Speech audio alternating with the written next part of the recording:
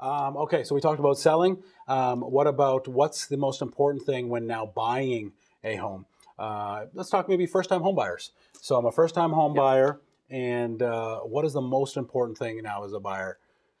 You know, and I started my career as a first-time buyer, as specialist. So I wasn't even a listing specialist. So I dealt with a lot of buyers. And, you know, back 24 years ago, the average price range I was selling was $100,000. So things have changed a lot. And the first thing I used to do with every first-time buyer, and I do this with all buyers if I can, is we have a sit-down. We spend an hour, go through the whole A to Z's of buying a house. So what's going to take to buy a house? What are your closing costs? What's going to cost you from a cash outlay standpoint? You know, how could we save you money? So we really have an in-depth analysis of if it's going to make sense for them to buy today and what they can truly afford. So I think that's fantastic. Before we a lot of people don't do that, but you're taking the time. I had a dear friend of mine that I helped buy a home, first-time home buyer, 3-4 years ago, called me last week, called the mortgage broker, called the lawyer because wanted someone to take responsibility because nobody told him that he needed, it was a condo, because if it was a residential, it wouldn't have happened. It was a condo, and you know how they provide builder's insurance.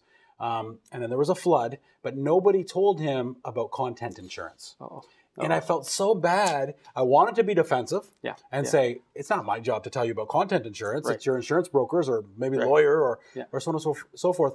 But this is the one business where it's too bad that there's not necessarily a one-stop shop that somebody can tell you everything. So if you get a chance to be able to sit down with somebody like the McDadi team for an hour to be able to discuss everything, I think it's huge. A lot of people, they see homes on the MLS, call the realtor and go. Yeah, it's first-time buyers, it's such a big mistake because a lot of times they're putting offers in and realtors are encouraging an offer and they haven't done their due diligence. Can you afford the house? You know, A, B, C, D, F. And you don't want somebody going in, maybe they can get them a mortgage, but then they're choked, right? And then at the end of the day, they're not living their lives the way they should. We want them to be in a house comfort. You know, we lived through the late 80s. We saw when the market went sideways and rates were double digits. And we're very fortunate to say rates are very low, but there's going to be a time where things change and you want to make sure they're insulated and protected for that. Yeah, no, it's great stuff.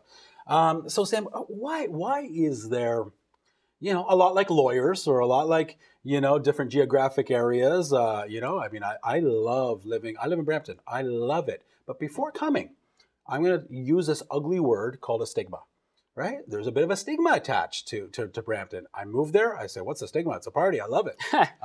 Lawyers, realtors. Why? What is it, Sam, that kind of, and maybe stigma's too strong of a word, but something. What are your thoughts there? Well, initially, I believe people think that realtors make a quick and easy dollar, right? And that's the mindset. And most of the realtors, I really believe, act out of integrity and honesty. But there's a few that maybe are in it for the wrong reasons. And also with the ease of entry with real estate, I mean, you get your license, take 3 courses. It's 2 or 3 month process or 4 months. And mind you, our program is a lot more stringent than the rest of North America, but still relative to become a doctor or an accountant, which is years in the making. So it doesn't take that much time to get your real estate license, and the perception is you're making a lot of money. And as we talked about, the stats don't lie. Most realtors don't really, you know, make a really good living, right? But I think the few of them that, you know, are in it for the wrong reasons give us a bad reputation. But I do believe most of them, by and large, really want to do what's right for their clients. But it only takes one headline, right? That's right. To put kind of a blanket statement on everyone. Well, I appreciate that answer.